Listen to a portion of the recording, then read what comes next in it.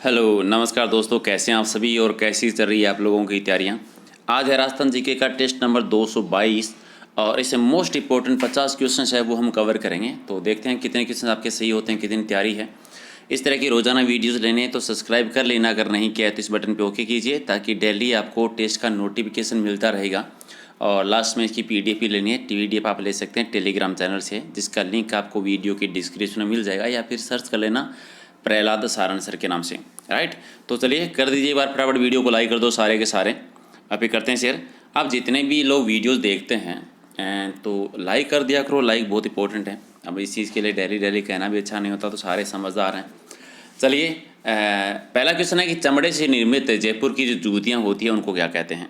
चमड़े से निर्मित जयपुर की जूतियाँ क्या कहलाती है बता दीजिए। तो उसको कहते हैं नागरी या नोगरी कह देते हैं, नागरी या नोगरी। 4 नंबर आपका राइट आंसर।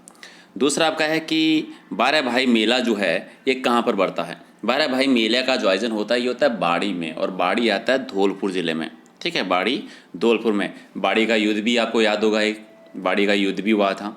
राइट, चलिए तीसरा है कि जोधपुर जिले के खेड़पा में किस भक्ति संप्रदाय की पीठ बनी हुई है।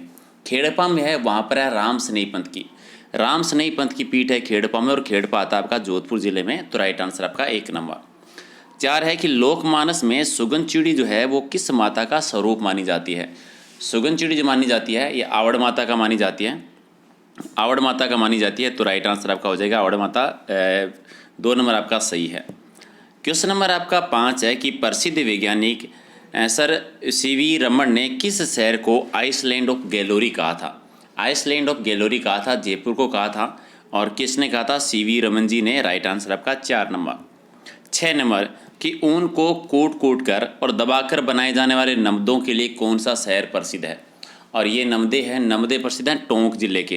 तो 1 नंबर आपका राइट आंसर। क्वेश्चन नंबर आपका 7 कि राजस्थान में जो दुलारी योजना है, इस दुलारी योजना का संबंध किससे है।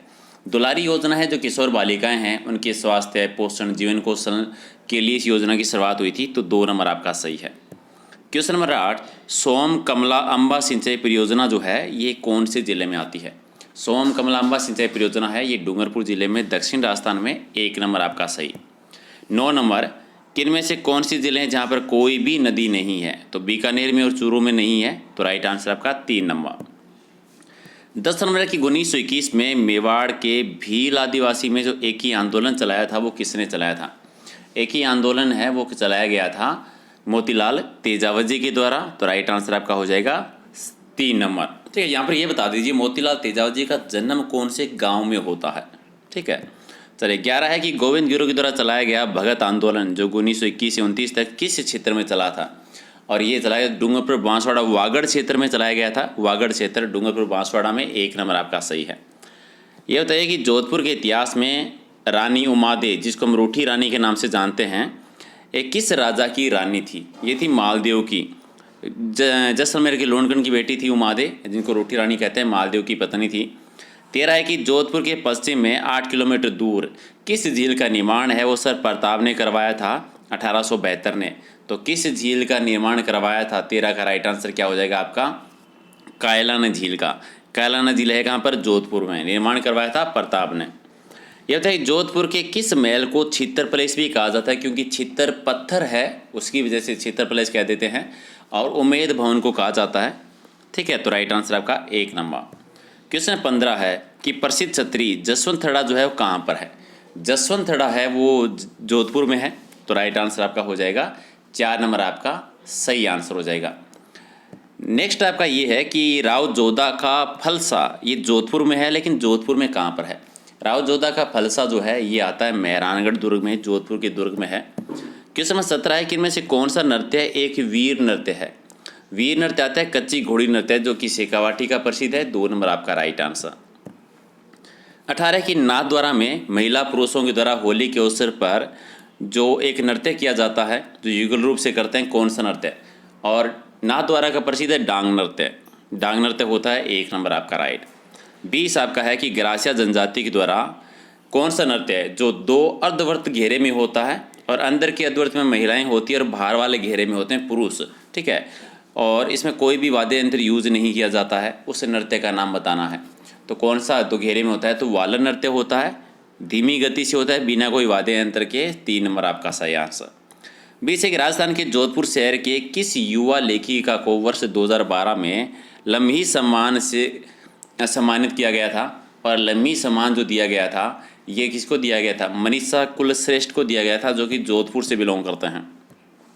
अगला है कि जैन ग्रंथ उपकेश गच्छ पटावली ये किस जैन मंदिर से संबंधित है?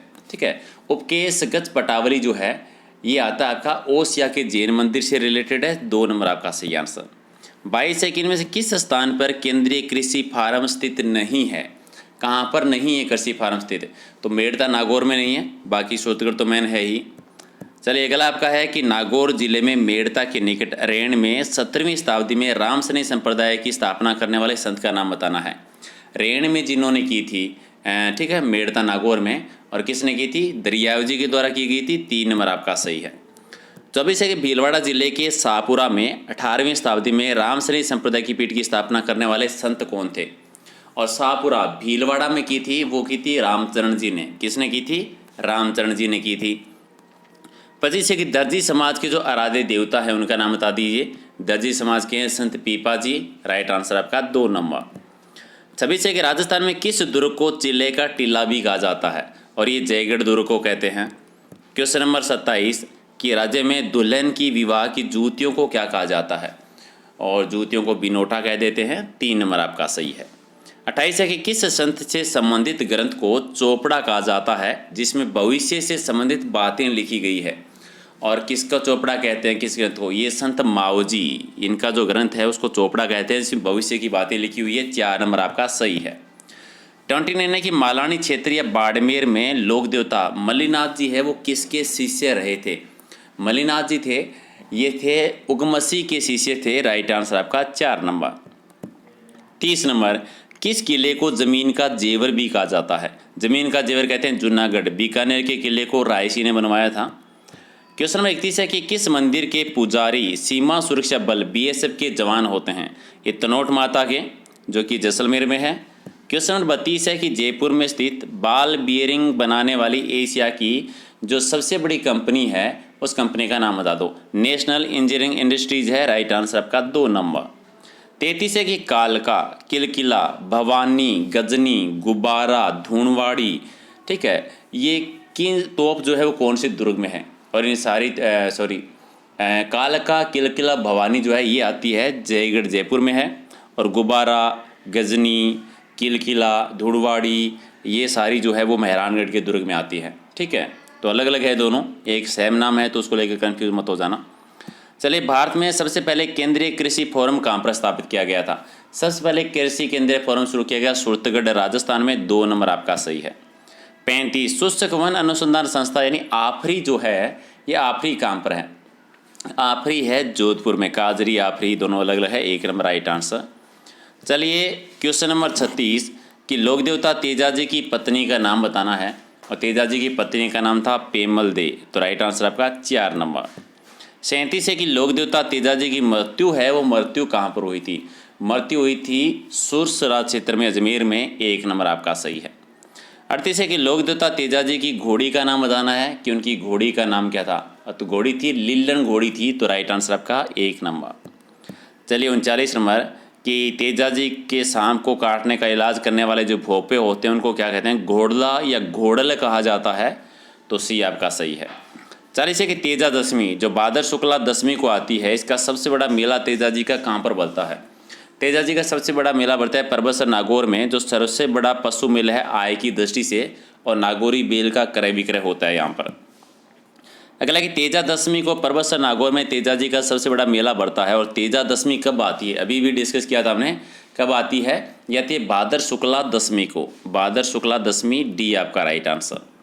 42 है कि लोक देवता वीर तेजाजी का जन्म स्थान बताना है कि इनका जन्म कहाँ पर हुआ था? जन्म हुआ था खड़नाल में। खड़नाल है नागौर जिले में। 3 नंबर सही आंसर। 41 है कि मेवाड़ में प्रेवा के नाम से कौन प्रसिद्ध है? किसको क्या प्रसिद्ध है? मेवाड़ में प्रेवा। प्रेवा जो है ये नीले रंग का पत्थर होता है जो कि मूर्तियां बनाने के लिए यूज किया जाता है। नेक्स्ट आपका है कि भरतपुर के घना स्थित केवलादेव राष्ट्रीय पक्षी अभयारण्य का नाम है वो किस देवता या किस देवी के नाम पर रखा गया था? ठीक है, ये रखा गया था शिव जी के नाम पे। तो राइट आंसर आपका 4 नंबर।